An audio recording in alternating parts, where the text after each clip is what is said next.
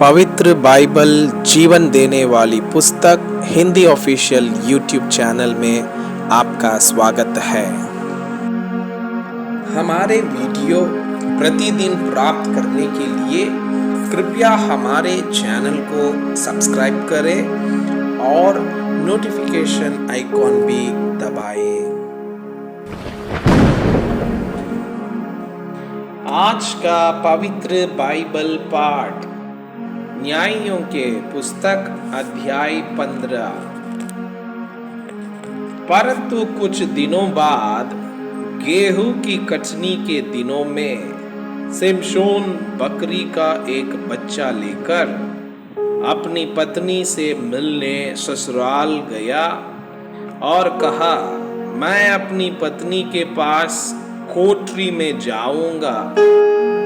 परंतु उसके ससुर ने उसे भीतर जाने से रोका और उसके ससुर ने कहा, मैं सचमुच यह जानता था कि तू उससे बैर ही रखता है, इसलिए मैंने उसका तेरे संगी से विवाह कर दिया। क्या उसकी छोटी बहन उससे सुंदर नहीं है? उसके बदले उसी से विवाह कर ले। शिमशोन ने उन लोगों से कहा, अब चाहे मैं फिलिस्तियों की हानि भी करूं तो भी उनके विषय में निर्दोष ही ठहरूंगा। तब शिमशोन ने जाकर 300 लोमड़ियां पकड़ी और मशाल लेकर 2-2 लोमड़ियों की पूंछ एक साथ बांधी और उनके बीच एक मशाल बांधी। तब मशालों में आग लगाकर उसे लोमड़ियों को फिलिस्तियों के खड़े खेतों में छोड़ दिए और फूलों के ढेर वरन खड़े खेत और जैतून की बारियां भी जल गई। तब फिलिस्ती पूछने लगे, यह किसने किया है? लोगों ने कहा, उस तिम्नी के दामाद शिमशोन ने यह इसलिए किया कि उसके ससुर ने उसकी पत्नी का उसके संगी से विवाह कर दिया। तब फिलिस्तियों ने जाकर उस पत्नी और उसके पिता दोनों को आग में जला दिया। शिमशोन ने उनसे कहा, तुम जो ऐसा काम करते हो, इसलिए मैं तुमसे बदला लेकर ही चुप होऊंगा। तब उसने उनको अति निष्ठुरता के साथ बड़ी मार से मार डाला। तब जाकर एताम नामक चट्टान की एक दरार में रहने लगा। शिमशोन का फिलिस्तियों को पराजित करना। तब फिलिस्तियों ने चढ़ाई करके यहूदा देश में डेरे खड़े किए और लही में फैल गए। तब यहूदी मनुष्यों ने उनसे पूछा, तुम हम पर क्यों चढ़ाई करते हो? उन्होंने उत्तर दिया, शिमशोन को बांधने के लिए चढ़ाई करते हैं कि जैसा उसने हमसे किया वैसा ही हम भी उससे करें। तब 3000 यहूदी पुरुष एताम नामक चट्टान की दरार में जाकर शिमशोन से कहने लगे, क्या तू नहीं जानता कि फिलिस्ती हम पर प्रभुता करते हैं? फिर तूने हमसे ऐसा क्यों किया है? उसने उनसे कहा, जैसा उन्होंने मुझसे किया था वैसा ही मैंने भी उनसे किया है।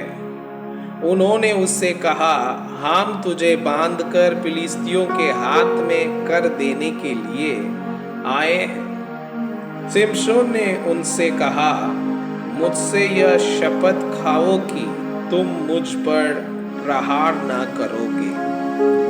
उन्होंने कहा, ऐसा ना होगा, हम तुझे बांधकर उनके हाथ में कर देंगे, परंतु तुझे किसी रीति मार ना डालेंगे। तब वे उसको 2 नई रस्सियों से बांधकर उस चट्टान में से ले गए।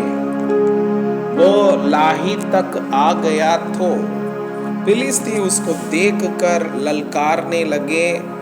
तब यहोवा का आत्मा उस पर बल से उतरा और उसकी बाहों की रस्सियां आग में जले हुए सन के समान हो गई और उसके हाथों के बंधन मानो गलकर टूट पड़े। तब उसको गधे के जबड़े की एक नई हड्डी मिली और उसने हाथ बढ़ाकर उसे ले लिया और उससे 1000 पुरुषों को मार डाला। तब शिमशोन ने कहा, गधे के जबड़े की हड्डी से ढेर के ढेर लग गए, गधे के जबड़े की हड्डी ही से मैंने 1000 पुरुषों को मार डाला। जब वो ऐसा कह चुका तब उसने जबड़े की हड्डी फेंक दी और उस स्थान का नाम रामतलाही रखा गया। तब उसको बड़ी प्यास लगी और उसने यहोवा को पुकार के कहा, तूने अपने दास से ये बड़ा छुटकारा कराया है, फिर क्या मैं अब प्यासों मर के उन खतनाहीन लोगों के हाथ में पड़ूं? तब परमेश्वर ने लाही में ओखली सा गड्ढा कर दिया और उसमें से पानी निकलने लगा। जब शिमशोन ने पिया तब उसके जी में जी आया और वह फिर ताजा दम हो गया। इस कारण उस सोते का नाम यनखोरे रखा गया। वो आज के दिन तक लाही में है।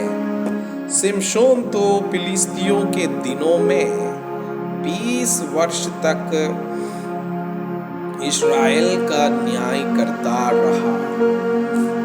मैं आपसे यह अनुरोध करता हूँ कि कृपया आज का बाइबल पाठ को अध्ययन करें और जिन वचनों के द्वारा आप प्रभावित हुए उसे अपनी कॉपी में लिखें और आज दिन भर इस वचनों को अपने जीवन में अभ्यास करें।